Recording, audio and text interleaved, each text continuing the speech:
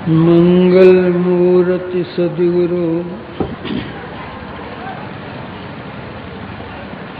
मिलवें सर्वाधार, मंगलमय मंगल करन विनवो बारंबार।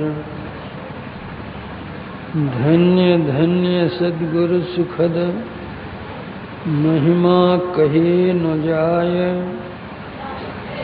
जो कछु कहूँ तुम्हारी कृपा, मोते कछु न बसाए।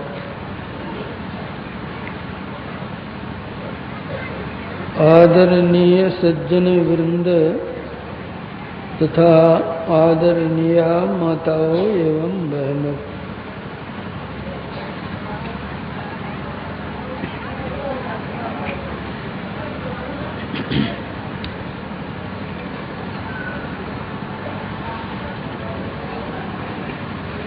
अस्ति और नास्ति ये दोनों संस्कृत के शब्द हैं।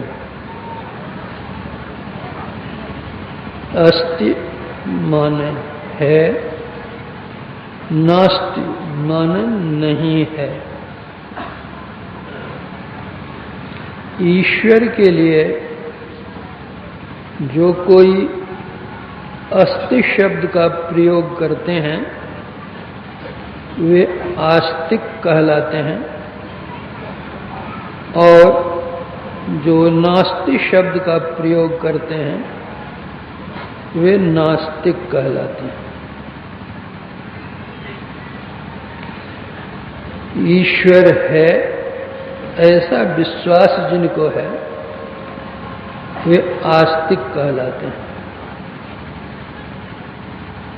जिनको ईश्वर में विश्वास नहीं है वे नास्तिक कहलाते हैं। नास्तिक भी दो तरह के होते हैं, एक अर्ध नास्तिक और दूसरे पूर्ण नास्तिक। अर्ध नास्तिक वे कहलाते हैं जो जीव में विश्वास करते हैं किंतु ब्रह्म में विश्वास नहीं करते। पूर्ण नास्तिक वे हैं जो न तो जीव को मानते हैं और न ईश्वर को मानते हैं। प्रचलन यही है, लोग यही मानते हैं।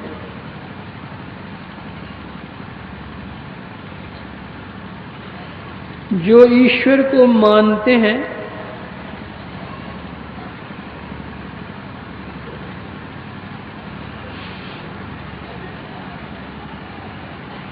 उनमें भी कुछ कमजोरी वह हो जाती है कि कहते तो ईश्वर हैं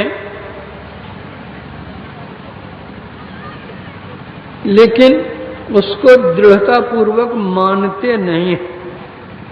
जितने अंशों में नहीं मानते हैं उतने अंशों में उनको भी नास्तिक कहा जा सकता है।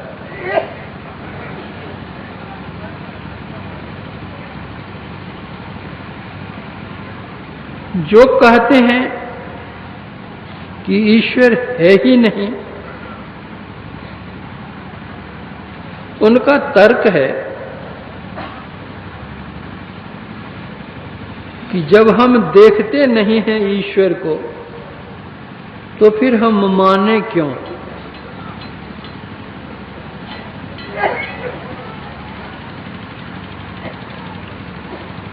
एक आचार्य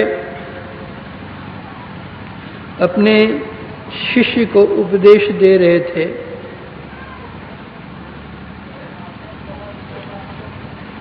ईश्वर है।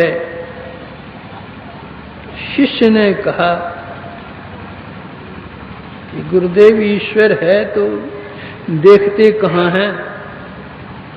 अगर देखते नहीं तो फिर माने हम क्यों? गुरु शिष्य दोनों बटवृक्ष के नीचे बैठे थे। आचार्य ने कहा कि ये बड़ का एक फल ले आओ, बतलाता हूं तुमको। शिष्य ने उस पेड़ का एक फल लाया, आचार्य के सामने रखा। आचार्य ने कहा कि इस फल को तोड़ो, छिलके हटाओ। फल के ऊपर से छिलका हटा दिया गया। आचार्य ने पूछा, छिलके हटाने पर इसके अंदर तुम क्या देखते हो? शिष्य ने कहा कि जो अनेक दाने हैं इसमें। आचार्य ने कहा, उन अनेक दानों में से एक दाना तुम अपने हाथ में लो। शिष्य ने एक दाना निकाल लिया। आचार्य ने कहा, इस दाने को भी तोड़ो। शिष्य ने उस दाने को तोड़ा। आचार्य ने पूछा कि अब क्या देखते हो तुम? तो कहा, अब देखता हूं कि दो दालें हैं इसमें। आचार्य ने पूछा, उन दो दालों के बीच में क्या है? शिष्य ने उत्तर दिया कि दो दालों के बीच में कुछ नहीं है। आचार्य ने कहा कि जिसको तुम कहते हो कि कुछ नहीं है, वही सब कुछ है, उसी से इतना बड़ा वृक्ष हुआ है।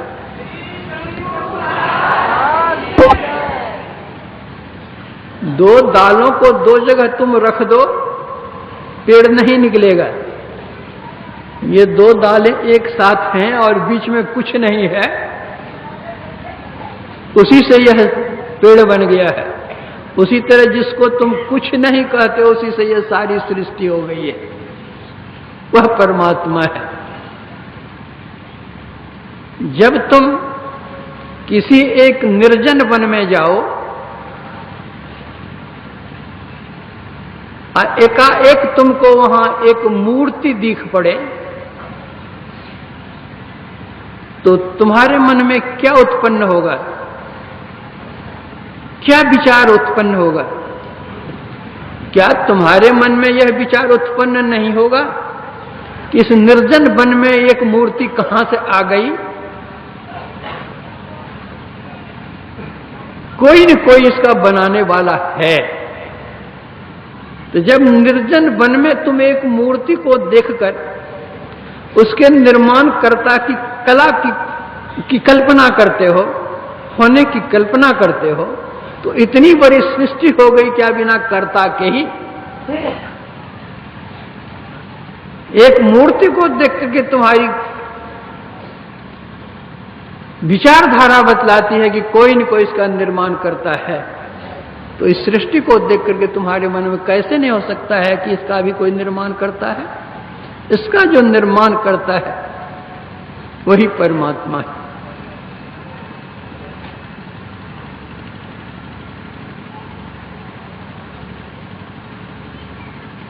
आज हम देखते हैं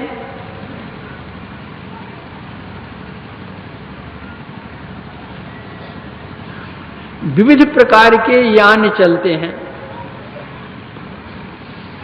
उन यानों पर चालक होता है और सुशिक्षित चालक होता है। चाहे कार हो कि ट्रेन हो कि प्लेन हो, उसका चालक होता है। लेकिन फिर भी ऐसा भी सुना जाता है कि आज अमुक जगह ट्रेन दुर्घटना हुई, तो अमुक जगह प्लेन दुर्घटना हुई, अमुक जगह में कार दुर्घटना हुई। ये दुर्घटना की बातें हम सुनते हैं। जब एक एक यान पर एक एक चालक है, तब तो घटनाएं घटती ही रहती हैं। लेकिन हम आकाश की ओर देखते हैं, असंख्य तारे हैं, वे सारे के सारे चलते हैं, लेकिन कभी एक्सीडेंट होता ही नहीं। उसका चालक कौन है?